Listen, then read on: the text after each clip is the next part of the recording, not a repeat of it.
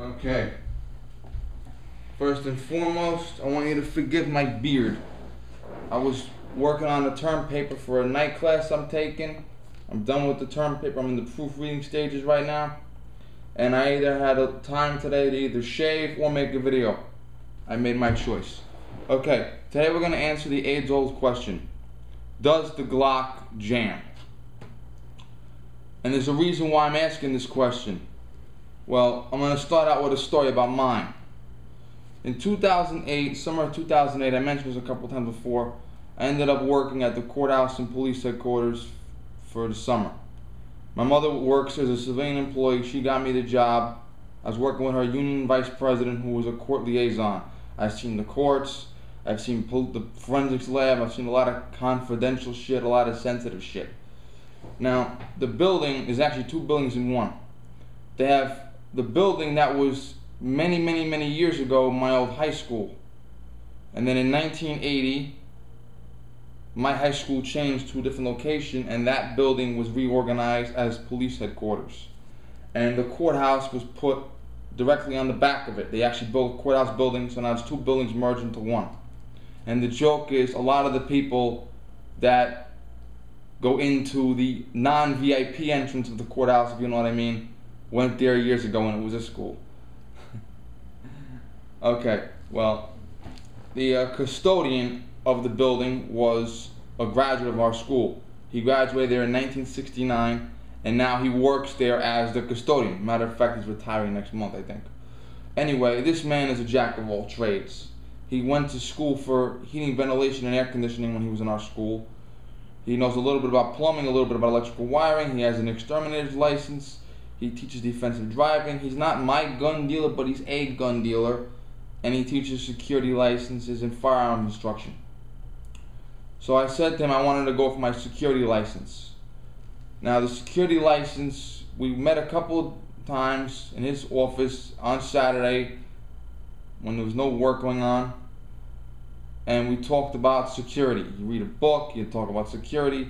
Considering my background, it was nothing. There was nothing that I was going to find out new. But after some hours of talking about security, you get your security license. Fingerprints are taken for background checks. And after that, I went for my armed guards license. Now the armed guards license, you go back to his office again and you talk about firearm safety. In my home state, you need to have a firearm safety class in order to get a handgun license anyway. So once again, we're just sitting and talking about stuff we both already know. The second part of the firearms class is you actually go and shoot. He goes to his range up in a town called Ardsley. It's an outdoor range. And we went there a couple of weekends straight for a couple of hours at a time, and I just fucking shot off brass like it was nobody else's business. I was going bankrupt shooting off brass. He actually let me fire 40 rounds with his Springfield XD, and the other 690 rounds I fired with my Glock. It was just winter, rain, drizzle, outdoors. It was a real pain in the fucking ass. But over the course of our shooting, he's standing there and he says, "Did you ever clean the gun?" I said, "Actually, no. I got the gun January 31st of 2008. We're now in November, end of November, early December of 2008, somewhere around that neighborhood." And I take the gun, empty magazine, just like it is now. I don't want to stand directly in front of it. The slide rails, the back over here, the gun was literally like this. And he took a fucking tube of gun grease, gun oil, and he fucking stuck it down the back. He just fucking globbed it on there. And I had fucking grease pouring out of it. It was slimy, ugh. And we continued shooting. And then the next weekend we shot again. He sold me a cleaning kit because he said, the end of the class you have to come back to my office. You clean the gun in front of me, and I give you your certificate and you go home.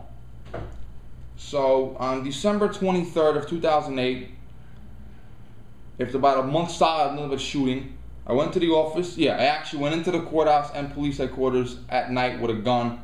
But, you know, he had a security clearance and I had a security clearance when I used to work there, so it wasn't a big deal. And we cleaned the gun in the back of his office. And after we cleaned the gun, he sprayed it with this shit. I think it was called Teflon. But he just took it out and sprayed the fucking thing. And it was slimy. It made it look brand new. It was shiny and cool. But it was slimy, and I put it in my Serpa holster and went home. And when I got home, my holster had fucking slime all over it. I had to field strip and leave it dry overnight. Christmas happened the next year, 2009. I went to my range like I usually do once a month, the indoor range in Yonkers. I shot once a month. The gun was still slimy from the Teflon, whatever the fuck it was. I met up with him again. I recertified. Every year you have to shoot again, and he has to sign off that you are recertified. All you gotta do is shoot, that's all. And I did it again this year. Well, anyway, the end of 2009, December 23rd, 2009, exactly a year to the day after he poured the Teflon on this fucking thing, and about a year and a month after he poured all the fucking grease and oil down it, I cleaned the gun again. And it was disgusting, and it was grimy, and there was dirt, and it was shit all over it, and I cleaned it and made it look nice and new. And here we are in 2010. It's now July 25th, 2010. I'm shooting it again. Now, the reason why I bring up that story about gook and dirt and grime and shit is because I want to emphasize that this gun always fires.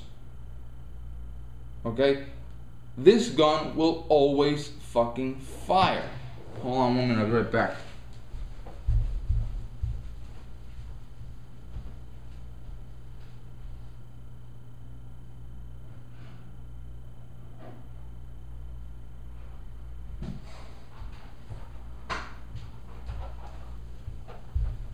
And this shit here is what I use more than 90% of the time. American Eagle Federal cartridges.